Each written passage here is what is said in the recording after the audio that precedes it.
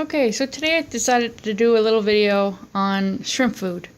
I've had people ask me occasionally what I like to feed my shrimp, and personally I like to feed a variety, just to give them more options and to make sure all their nutrient requirements are covered. I also like to offer a lot of natural food sources for them. So I'll just start by going over my natural food sources first. Leaves, such as you can see here, maple leaves. They're a good source of food. They provide something for them to eat, and also a good surface area for biofilm to grow on. And there's also oak leaves, another good source of food and a good place for biofilm to grow. Now, I find my shrimp don't eat those leaves very often. I'll put them in the tank, and more often than not they just sit in there, and the shrimp crawl on them and peck at them occasionally, but they're not really crazy over them. But I still like to throw in one or two just to offer variety. Now, mulberry leaves. These are amazing sources of food. Now, I can't find a lot of these locally in my area. The trees aren't native to Nova Scotia, as far as I know. I do have a friend that knows where there are some mulberry leaves in the city, and he has collected them for me. And I have also ordered some online. But these are known to have the highest sources of calcium out of any vegetable that you can give a shrimp. Well, the only thing I've been able to find more calcium in is collard greens. But they say that there's 200 milligrams of calcium per 100 grams of leaf, and that's quite a bit. So no wonder the shrimp go crazy over these. You put one of these in the tank, and within a couple of days there's nothing left but a leaf skeleton. And then there's catappa leaves, or almond leaves. These I get online. These are a necessity, I must say, in every shrimp tank. They release beneficial tannins into the water, which help lower the acidity. And they also provide a good place for biofilm to grow. And eventually, after the leaves break down a little bit, you'll find the shrimp will eat them. So, and baby shrimp just love these leaves because, again, it's a good source of biofilm. And then there is alder cones. These are really common around Nova Scotia. You can find them everywhere, depending on the time of year. Just rinse them off good in hot water before you use them, and they'll take a little while to sink. But the shrimp usually go crazy over these when you first put them in the tank. Must be the smell or something they give off, and eventually they'll sink. They don't shrimp after that. The shrimp don't really eat them. I just consider them to be a source, of biofilm that can grow on it. They also say that these release beneficial tannins into the water, and they also have antibacterial properties to help reduce the chances of disease and such in your shrimp. So I always try and have some of these in all my shrimp tanks as well. If you can't get them locally, they should be pretty cheap online if you look around. Just to make a note, if you ever do collect your own leaves and stuff in the wild, make sure you avoid high traffic areas, because of course you want to avoid pollutions. Also avoid any areas where there may be crops or any type of pesticides that are being used. You can wash them well in hot water after you collect them, and then you can either lay them all flat between pieces of paper towel and let them air dry. That's what I've done with these, let them all dry out. Or you can just take them and store them in the freezer. Either way I find works fine. I prefer this way. I find in the freezer, when you take them out and you dunk them in the tank, they just kind of turn to mush more. But sometimes they're more ready to eat right away when you take them into the freezer too.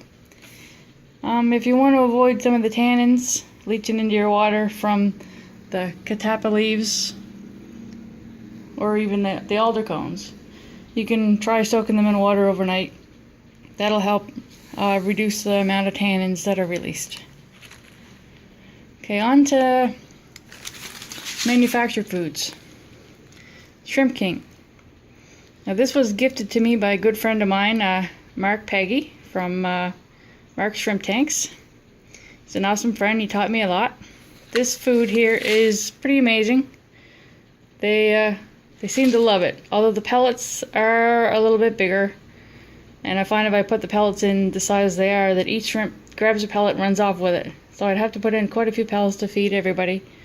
So currently I'm just crushing it up a bit to make it a little bit finer before I drop it into the tank. So this does get a big thumbs up because they do love it. Hikari Tropical Shrimp Cuisine. Now this stuff, I spent quite a bit of money on this. I think it was like 10 bucks for this little packet. And my shrimp really don't care for it for some reason. I mean, they'll eat it if they're hungry, but they don't go crazy for it like the other food. It's, I think, their least favorite food, so it's not something I will be buying again. This is something I used to have for my tropical fish when I kept them. No longer into those, but I kept these omega-1 veggie pellets. It's really tiny powder type food almost. The shrimp just love it, and where it's vegetable based, of course, well, it's good for your shrimp because that's what you want to mostly feed your shrimp is vegetable based foods. So see if I can get this focus there. You can see the first ingredient is whole kelp, and then spirulina, which is just, you know, perfect types of food for your shrimp. Next up is Vitalis. Now this stuff is amazing. This, I have to say, is one of my favorite shrimp foods. It's a really soft pellet too, like almost a spongy type pellet, and it's more palatable to the shrimp. So as you see, it's a soft pellet, and it's made in the UK. So maybe that's another reason why it's such good quality food. But yeah, if you can happen to find this in your area somewhere, I'd say definitely grab some of this stuff. I was just lucky to have it at one of my local fish stores. I also have some spirulina flakes that I had. My local fish store was selling it in bulk, so I just bought a little baggie of it, and surprisingly my shrimp do like it. They like it quite a bit. And on to some powder foods. Shirakaru, however you say that. It's baby shrimp food, and it's a powder bite based food. And I have to say that I just love this food, or actually my shrimp love this food. Sprinkle a little spoonful on top of the surface every other day, and they say it's good for beneficial bacteria to grow within the tank. It helps support the bacteria growth, and it's good too because all the little baby shrimp in the tank have an easier time of finding food because this spreads it all over the tank. And you'll even see the adults are all swimming around trying to find little pieces of it. So yeah, this gets a big thumbs up. I'd definitely buy more of this. This is some stuff I happened to stumble across on Amazon.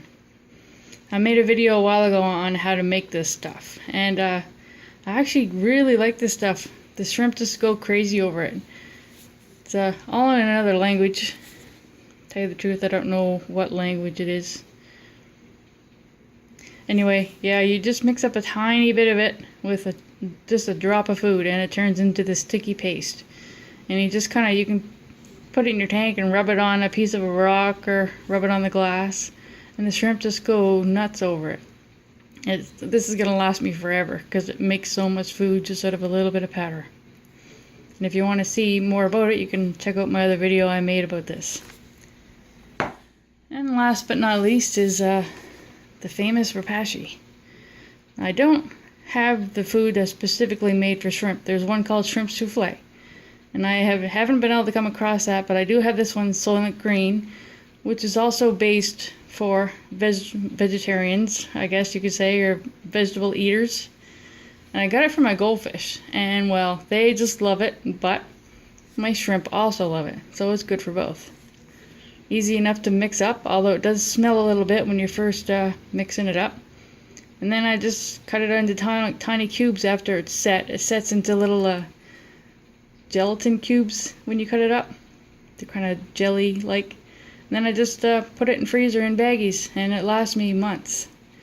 So yeah, this is great stuff, and it doesn't break up real easy in the tank. So when you drop it in the shrimp can run off with little pieces of it, and it doesn't disintegrate right away. So they tend to, make good work of it.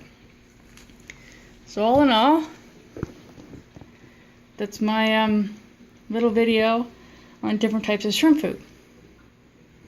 Natural products are my more preferred product, but you also need some good ones that you can find from your local stores, or even online if you can't find them locally. There are some really good commercial products out there.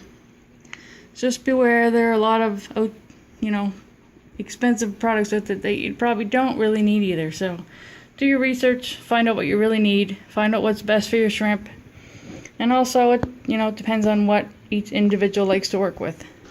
Eventually you'll find out what works best for you. Okay, well, thanks for stopping in today, and I hope you have a great day. Bye.